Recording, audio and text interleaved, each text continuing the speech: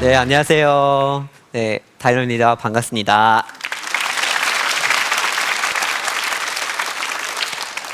제가 어디서 왔는지 아시죠?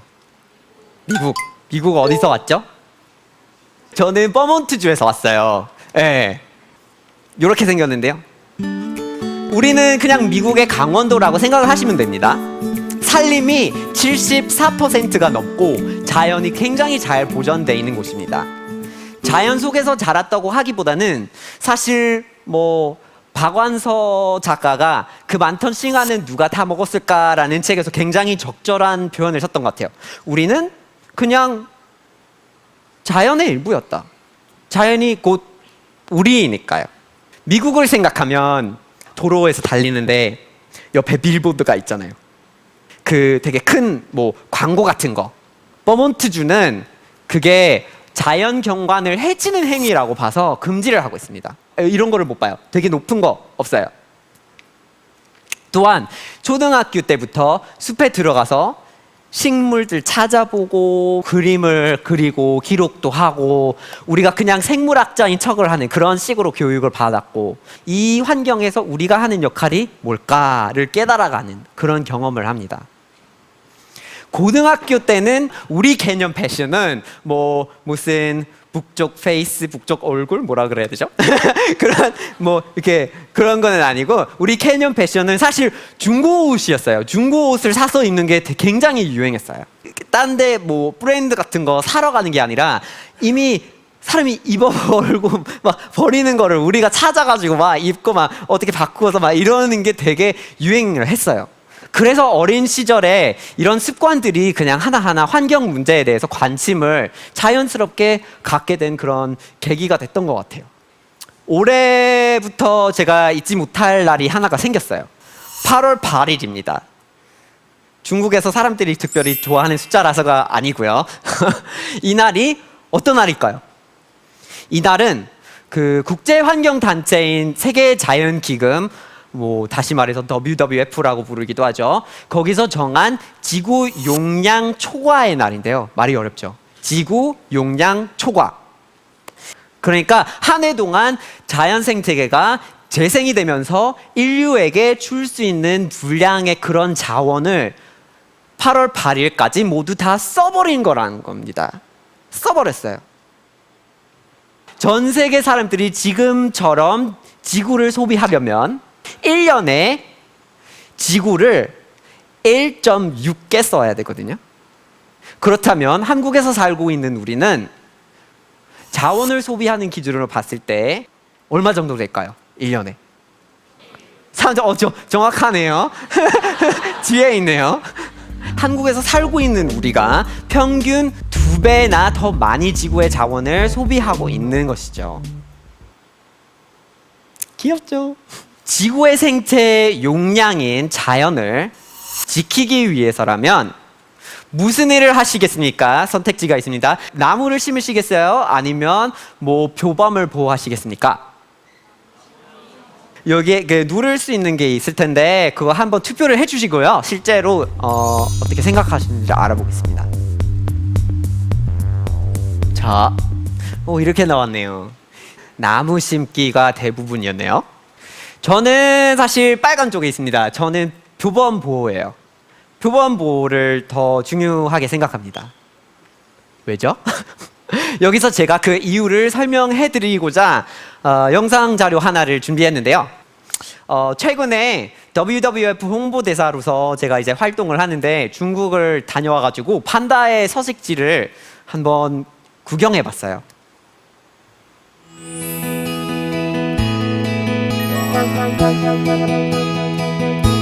지금 우리가 에코패스라고 WWF랑 정부가 같이 운영하는 보호구역인데 거기에 일반 사람들이 들어갈 수 없는 곳이래요. 근데 거기를 가고 있는 곳입니다.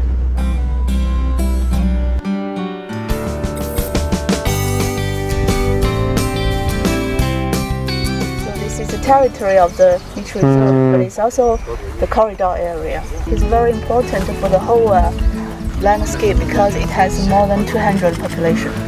도로 하나가 두 가지의 판다 개체를 갈라놓고서 그들이 이제 만나서 번식을 못하게 만드는 문제가 있었어요.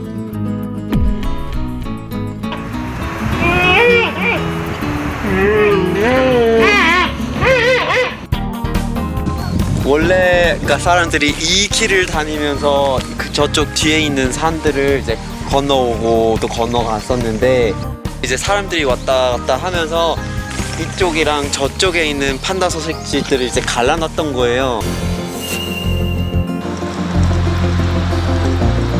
그 도로를 안 사용하고 터널을 사용하게 되면서 그 도로 대신에 이제 나무들을 이제 심고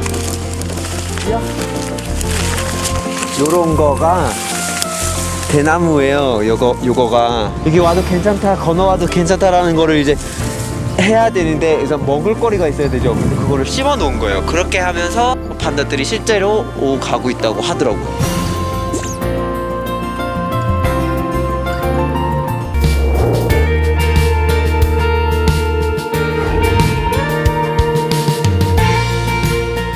There's a panda crossing sign. 이런 걸 티셔츠로 만들면 되게 잘 팔리겠다. 여기는 동물들이 도로 밑으로 가는 길이래요. Takin's footprint. 오, Say it's 타킨 발자국이래요.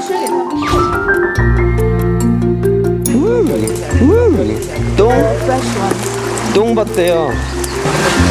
되게 많네. 그래서 얼마 전에 여기를 이제 통과했다니. 원래 판다들이 안 갔을 곳에 이제 가고 있다는 얘기가 있어요. 그러니까 한 8km 떨어진 곳까지만 갔는데 1.5km까지 간대요. 그게 무슨 말이냐면 이 생태계가 보호를 받으면서 훨씬 더 건강해졌고 그 판다들의 개체 수도 늘고 그리고 그 판다들의 활동이 더 활발해졌다는 거죠.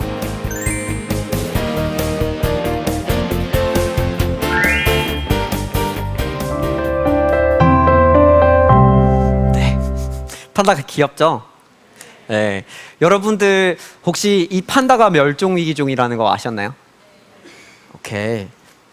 우리가 사는 생태계는 단일 생물종만으로 유지될 수가 없어요. 실제로 대왕 판다의 서식지는 만여 종의 식물하고 천여 종의 동물들이 서식하고 있는 생태계의 거점이에요. 이들이 모두 공존을 하며 살아가기 위해 서식지 보호는 매우 중요한 겁니다. 만일 대왕 판다가 멸종된다면 그 영향력은 어마어마합니다. 판다가 속한 그 생태계 전체에 적신호가 켜지게 되는 거죠. 그리고 그 결과는 다시 우리에게 돌아오는 겁니다. 현재 판다 서식지와 인접한 그런 곳에 거주하고 있는 지역 주민들이 있어요.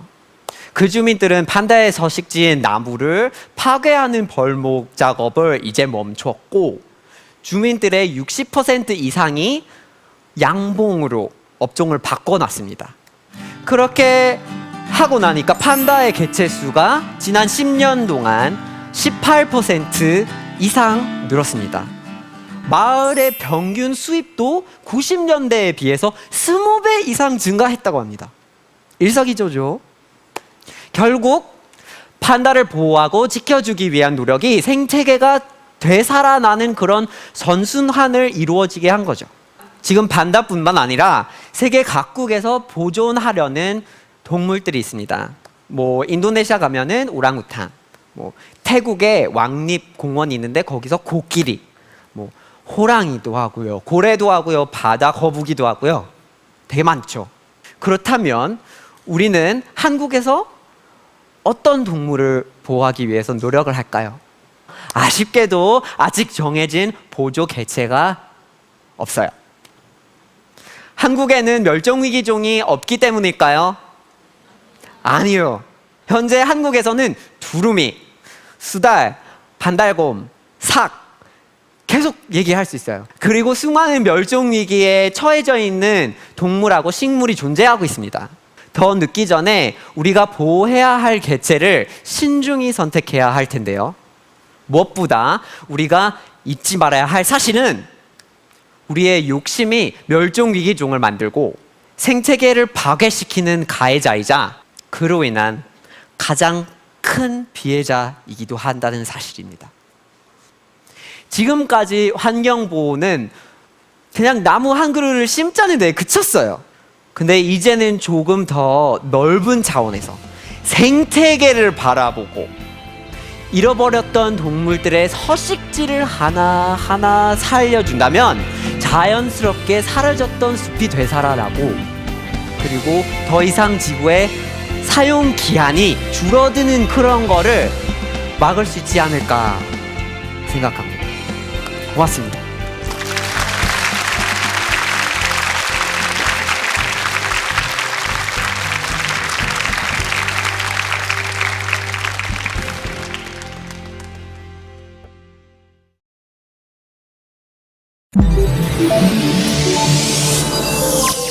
KBS